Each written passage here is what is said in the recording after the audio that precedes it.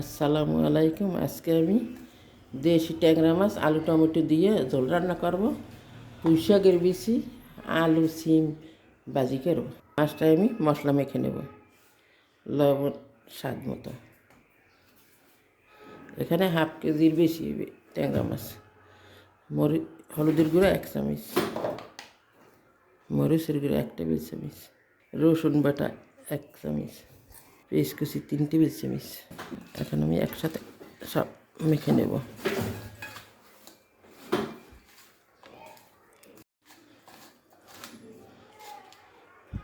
মাখা আমার হয়ে গেছে। কড়াইতে তেল দিয়ে দিলাম 3 টেবিল চামচ।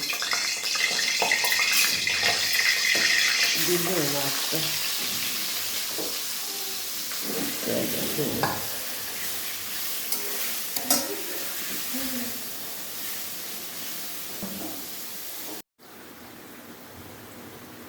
দেশি ট্যাংরা মাছ এটা যদি আলু টমেটো দিয়ে ভুনা করে, দিয়ে দেবো ধনিয়া পাতা। মুরগির মাংস ফেলা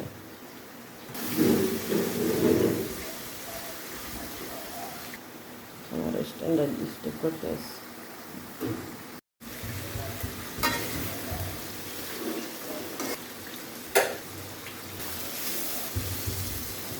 মাছ আমার তেল ছাটিয়ে দিয়েছে, মশলা মনে হয়ে গেছে। দিয়ে দেবো আলু টমেটো, জলের পানি।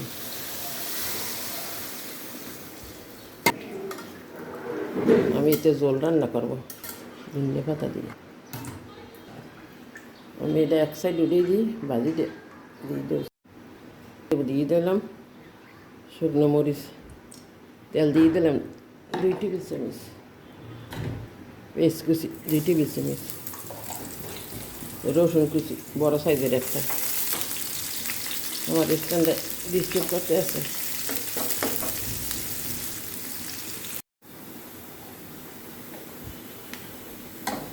এই যে রসুনটা আমার ভাজা হয়ে গেছে।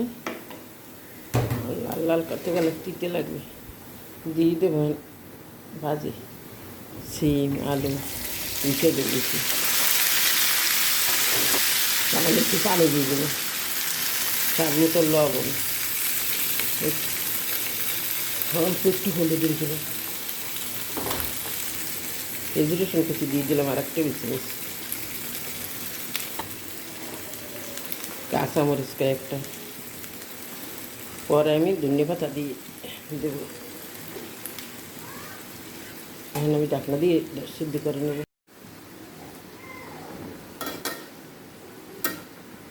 মাছটা একটা লাড়া দিয়ে দেবো। মাছে দিয়ে দেবো 4-5টা কাঁচামরিচ।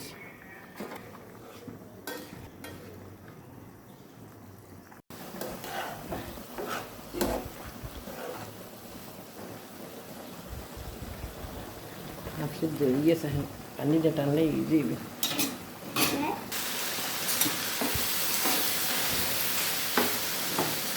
বাজিতে ফেরাই হয়ে গেছে মাছ, সুন্দর একটা ফ্লেভার। দিয়ে দেবো ধনিয়া পাতা।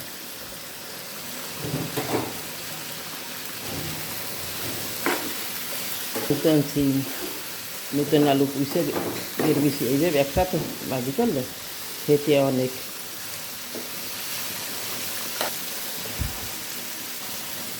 ভাজিতে আমার হয়ে গেছে, আমি ঢাকনা দিয়ে তুলে নেব।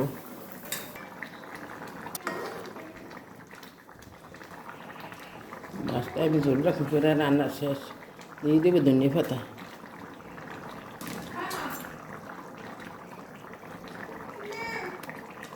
আলুটা আমি একটু ভেঙে দিছি। এইভাবে ট্যাংরা মাছ দেশি ট্যাংরা রান্না করলে অনেক স্বাদ। হয়ে গেছে আমার রান্না, এখন তুলে নেব। দেশি ট্যাংরা মাছ দিয়ে নতুন সিম আলু আর রান্না। সিম পুঁই শাকের বিচি আলু ভাজি, অনেক স্বাদ।